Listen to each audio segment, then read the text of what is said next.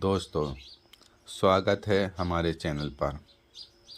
आज हम आपको ले चलते हैं इतिहास की उस यात्रा पर जिसने न सिर्फ भारत और पाकिस्तान के भविष्य को हमेशा के लिए बदल दिया, बल्कि लाखों लोगों की ज़िंदगियों को गहराई से प्रभावित किया। यह है भारत पाकिस्तान के बंटवारे और आज़ादी की कहानी। एक ऐसी कहानी जिसमें बलिदान है, दर्द है, उम्मीद है और एक नए युग की शुरुआत है।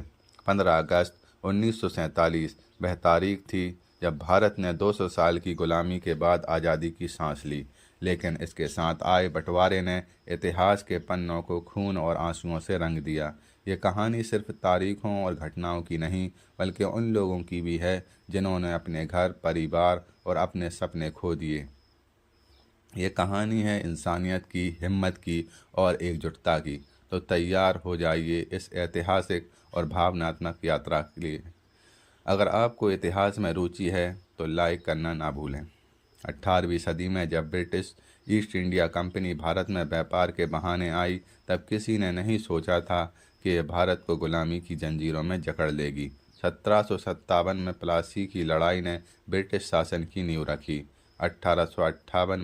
1857 के प्रथम स्वतंत्रता संग्राम के बाद ब्रिटिश क्राउन ने भारत पर सीधा नियंत्रण ले लिया, लेकिन 1857 की क्रांति ने दिखाया कि भारतीयों के दिल में आज़ादी की चिंगारी सुलग रही थी। मंगल पांडे की बगावत, रानी लक्ष्मीबाई की वीरता, तात्या टोपे की रणनीति और बहादुर शाह जफर की अगुवाई ने ब्रिटिश शासन को चुनौती दी। 1857 की क्रांति को दबा दिया गया, लेकिन इसने स्वतंत्रता की भावना को और मजबूत किया। 1885 में भारतीय राष्ट्रीय कांग्रेस की स्थापना हुई, जिसने स्वतंत्रता की मांग को संगठित रूप दिया। गोपाल कृष्ण गोखले जैसे उदारवादी नेताओं ने संवैधानिक तरीकों से ब्रिटिश शासन को चुनौती दी, जबकि बाल गंगाधर तिलक ने स्वराज मेरा जन्म सिद्ध अधिकार है का नारा देकर जनता को जगाया। 1915 में महात्मा गांधी दक्षिण अफ्रीका से भारत लौटे। उन्होंने सत्याग्रह और अहिंसा को हथियार बनाया। 1917 में चंपारण सत्याग्रह, जहां उन्होंने बिहार के किसानों के लिए लड़ाई लड़ी, और 1918 में खेड़ा आंदोलन ने गांधी को जननेता बना दिया। 1919 में जलियांवाला बाग नरसंहार ने पूरे देश को हिला दिया।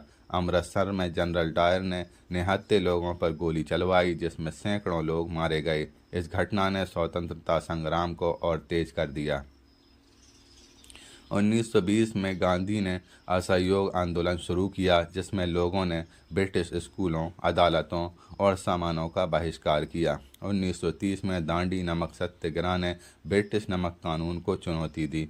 1942 में भारत छोड़ो आंदोलन ने ब्रिटिश शासन की जड़ें हिला दी। इस दौरान सुभाष चंद्र बोस ने आज़ाद हिंद फौज बनाकर सशस्त्र संघर्ष शुरू किया, लेकिन इस बीच एक और ताकत उभर रही थी, मुस्लिम लीग। 1906 में ढाका में मुस्लिम लीग की स्थापना हुई, जिसका उद्देश्य मुस्लिम समुदाय के हितों की रक्षा करना था। शुरुआत में कांग्रेस और मुस्लिम लीग ने साथ काम किया। 1916 का लखनऊ समझौता इसका उदाहरण है, जहां दोनों ने मिलकर ब्रिटिश शासन के खिलाफ स्वशासन की मांग की। लेकिन 1930 के दशक में मोहम्मद अली जिन्ना के नेतृत्व में मुस्लिम लीग ने अलग दिशा ले ली।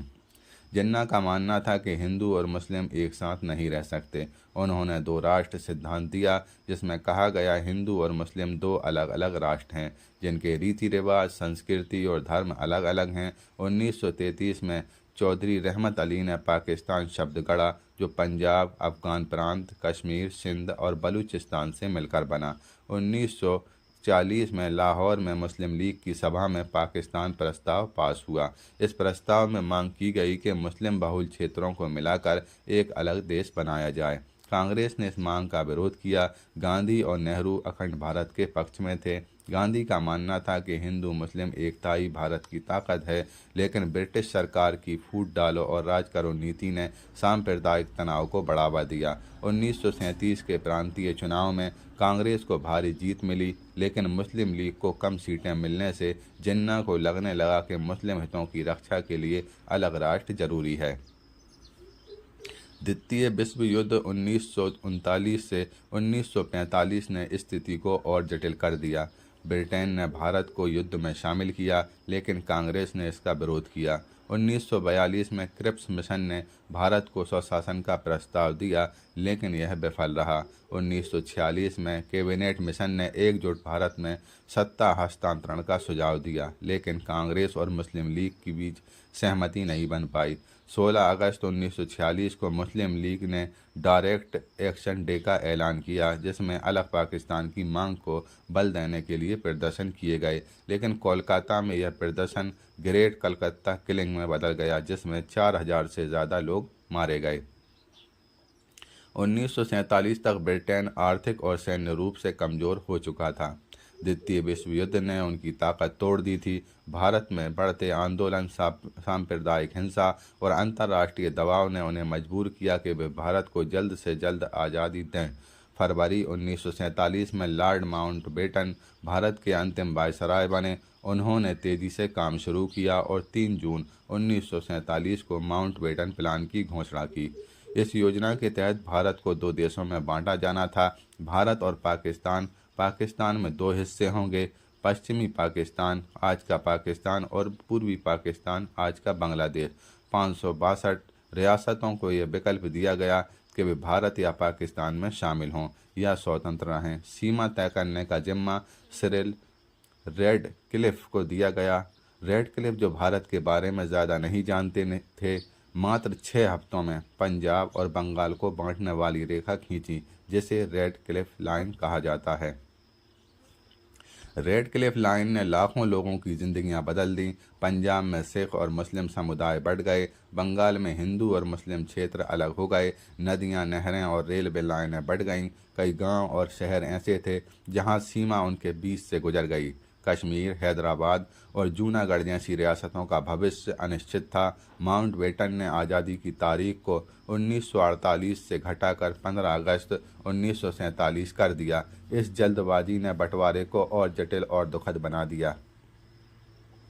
14 अगस्त 1947 को पाकिस्तान और 15 अगस्त 1947 को भारत आज़ाद हुआ, लेकिन इस आज़ादी की कीमत इतनी भारी थी कि इतिहास में शायद ही कोई दूसरा उदाहरण हो।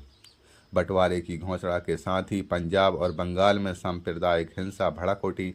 हिंदू, मुस्लिम और सिख समुदायों के बीच दंगे शुरू हो गए। लोग अपने घर, खेत और यादें छोड़कर भारत या पाकिस्तान की ओर पलायन करने को मजबूर हुए। अनुमान है कि 1.5 करोड़ लोग विस्थापित हुए। यह इतिहास का सबसे बड़ा पलायन था। पंजाब में अमृतसर, लाहौर और जालंधर जैसे शहर हिंसा की आग में जल उठे। बंगाल में नोआखाली और ढाका में दंगे हुए।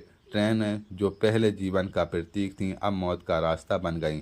पंजाब में ट्रेनों पर हमले हुए, जिसमें हजारों लोग मारे गए। अनुमान के मुताबिक 10 से 20 लाख लोग इस हिंसा में मारे गए। महिलाओं और बच्चों पर सबसे ज़्यादा अत्याचार हुए। कई परिवार हमेशा के लिए बिछड़ गए।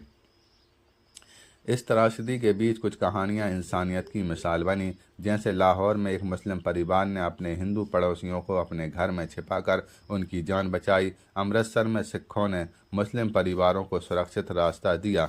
दिल्ली और कोलकाता में गांधी जी ने दंगों को रोकने के लिए उपवास किया और शांति की अपील की। उनकी यह कोशिश कई जगहों पर सफल भी रही।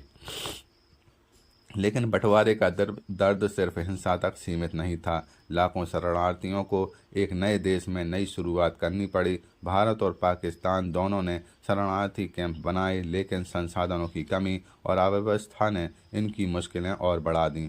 यह एक ऐसी त्रासदी थी जिसका प्रभाव आज भी उन परिवारों के जख्मों में देखा जा सकता है। 15 अगस्त 1947 को दिल्ली के लाल किले पर पंडित जवाहरलाल नेहरू ने तिरंगा फहराया और अपना ऐतिहासिक भाषण ट्रिस्ट विथ डेस्टिनी दिया।